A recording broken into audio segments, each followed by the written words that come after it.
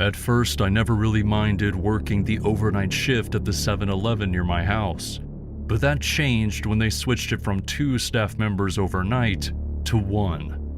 Once I was by myself, as a girl I immediately felt less safe in that store overnight, especially since I was only a teenager fresh out of high school at the time. I tried my best to make it work, but the pressure was starting to get to me. And then on the night before I told my manager that I needed to switch shifts, my worst fears came true. It was a little bit after midnight, and it was a surprisingly busy night, believe it or not. Usually by that point, the only people that stop by are just getting gas, but for some reason, we had a few people in the store grabbing some things that they needed. As I sat there checking out a person's order and getting ready to hand them their change, I couldn't help but notice that there was one man who was standing toward the back of the store. He seemed like he was making it look like he was shopping, but then never picked anything up. And every now and then, I swear that I would feel him looking up toward the register. I kept looking over at him to make sure that he wasn't trying to steal anything, but every time I did, he just looked away. Then one by one, everybody in the store began to bring their items up to the register and then left the store. Everyone except for him. Once that last other person walked out the door and got into their car, I looked over to the man and saw that he wasn't even trying to hide it anymore. He was looking right up at me from the other side of the store. I tried to stay calm, but something in my gut told me that I needed to get out of that store as fast as I could. I slowly started to walk away from the register and towards the phone that was on the wall behind me, but as soon as I took a step, the man began running towards the counter. I screamed as he climbed over the small barrier that usually separated me from the customers, and before I knew it, I was staring down the barrel of a small handgun.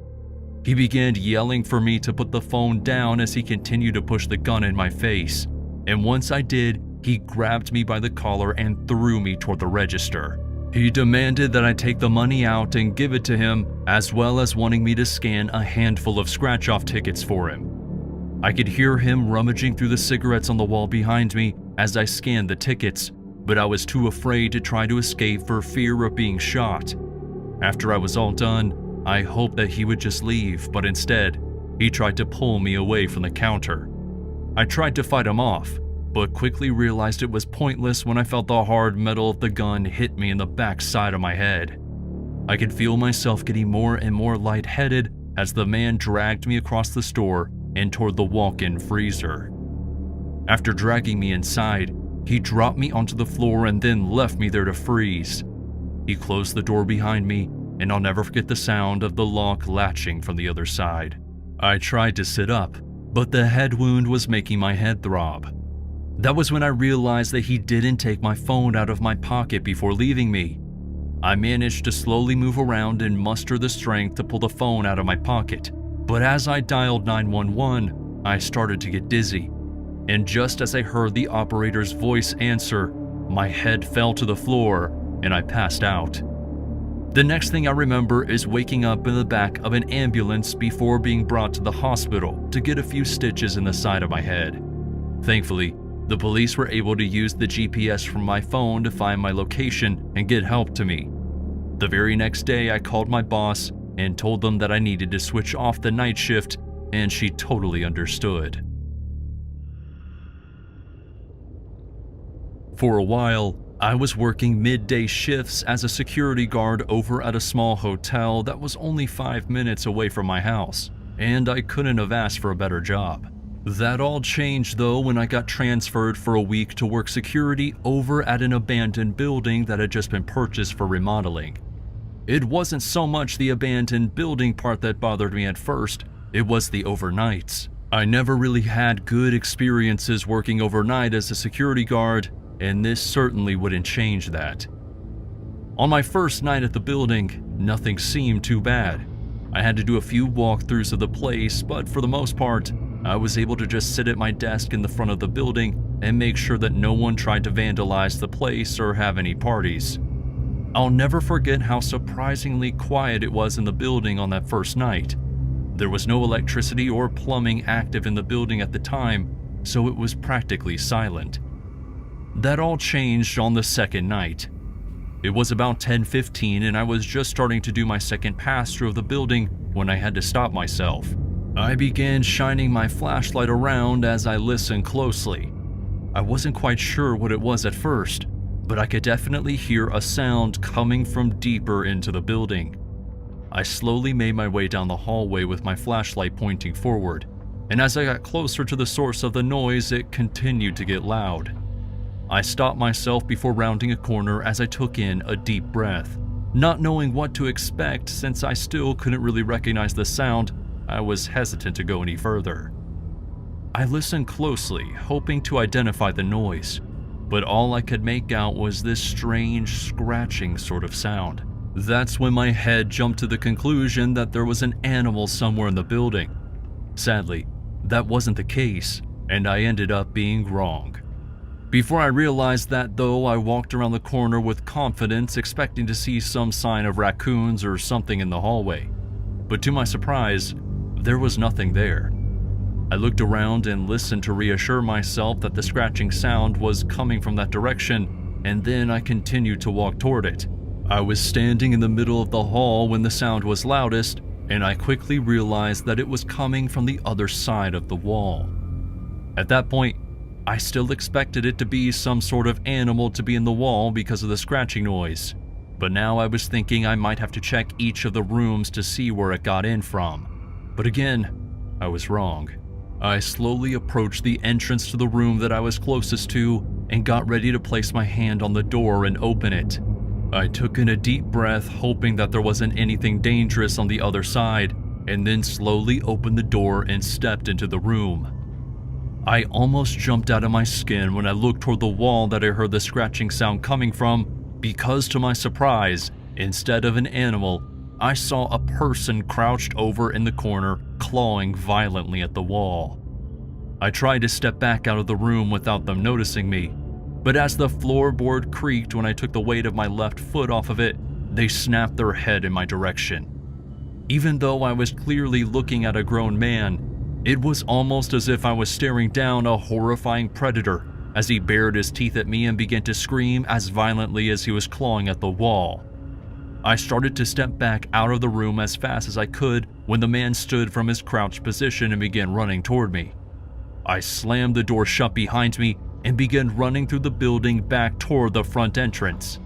With every step that I took as I ran, I could hear the man behind me making these strange shrieking-like noises as he chased me through the halls. Thankfully, I managed to keep my distance from him as I reached my station and grabbed the radio that I used to communicate with my manager on duty. After grabbing the radio, I continued running until I was out of the building, and then I let my boss know that he needed to get the police down to the building as fast as they could. I kept my distance from the building, but continued to watch the front door to see if the man who chased me had left, but I didn't see anything. That being said, by the time the police got there, he must have escaped the same way that he snuck in, because there was no sign of the man. We went back to the room that I found him in and checked out the wall that he was clawing through, and we couldn't find anything. But according to the officers, the man was likely looking for copper wiring to scrap or sell for whatever habits he had. No matter what his reasoning was for being there, I let my boss know that I either needed another guard with me overnight or I needed to be transferred to a different building. They were very understanding and actually ended up sending me back to the small hotel that I was working at before the overnight shifts.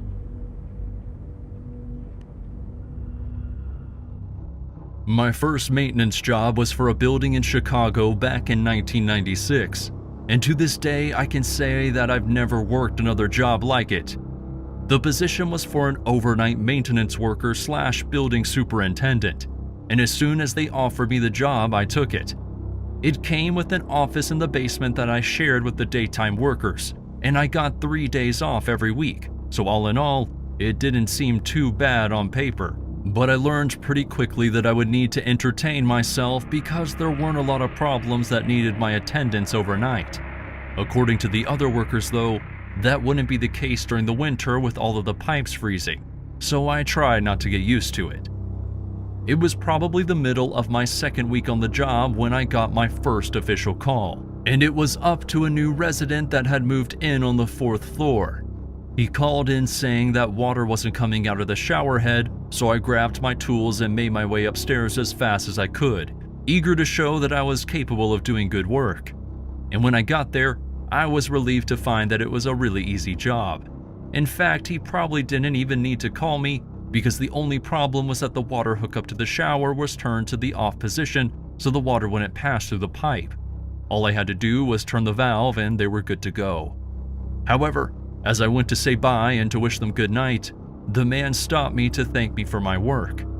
I told him that it was no problem at all, and he asked me if I worked the following night. I responded by saying that I do, and if he needed anything to just call down and I'll be up to help. I went back down to the maintenance office after that and had a relatively boring rest of the night. The next day on my shift, I was surprised when I heard a knock on the door. I answered it and saw the tenant that I had helped out the other day with a bag of McDonald's. At first, I tried to tell him that I wasn't able to have visitors in the office, but he was persistent. He said he just wanted to thank me for helping out, so eventually I invited him in to enjoy a burger and fries. I thought he was a little strange with the way he talked, but that changed as we got to know each other a bit better. I learned that he had just moved to Chicago from New York, and we eventually agreed to hang out sometime so I could introduce him to some people. Not long after that, he went back up to his apartment, and that was the last time I saw anyone that night since no one needed any help in their apartments. The following day, around the same time, I heard a knock on the door again, and when I answered it, I wasn't surprised this time to see that same tenant. This time though, things seemed a bit different about him. I told him that I was expecting a pretty busy night and didn't really have time for a meal again, but this time he said that he brought drinks. I chuckled a bit thinking that he was joking because I obviously couldn't drink on the job, but he didn't like that. As soon as I started laughing at what I thought was a joke, the man locked eyes with me and asked in a very quiet voice if I was laughing at him. I told him that I wasn't and that I thought he was making a joke, but by that point, he was already trying to force his way into the office. I tried to hold the door shut, but despite him being a bit smaller than I was, he was able to push right through it. I stepped back as the tenant entered the office, yelling about how I shouldn't go around laughing at people. I tried to explain to him that I didn't mean to offend him, but once he was in better lighting and I saw how big his pupils were, I realized that I wasn't dealing with someone who was sober. I asked the man to please calm down one more time, but before I could finish the word down, he threw the bag of bottles that he was holding in my direction. I tried to catch them, but they slipped right through my hands and smacked me in the bottom of my chin and my throat. I stumbled backward as the man lunged at me. I tried to fight him off as I caught my breath, but it was no use. He easily managed to force me to the ground and then with both hands around my neck, began choking me. The sound of his jumbled screaming began to fade out as everything around me started to turn black. And just like that, I was out. I'm pretty sure that the tenant had thought he killed me, but I ended up waking up sometime later to find that my wallet was missing, as well as the TV in the office and the landline. I went to the first floor and used another tenant's phone to call the police, and they went up to talk to the man who attacked me, but he was nowhere to be found. After searching his apartment, the officers couldn't figure out where he had gone, but they found what they believed to be a trap for me waiting in his room. According to them, they found handcuffs along with various knives and a large roll of plastic stashed underneath the tenant's bed. The man never returned to the apartment, and we ended up getting rid of all his things by the end of that month before cleaning and putting it back up for rent. I only worked at that job for another couple of months before a better position opened up at another building owned by the same company, and I never looked back.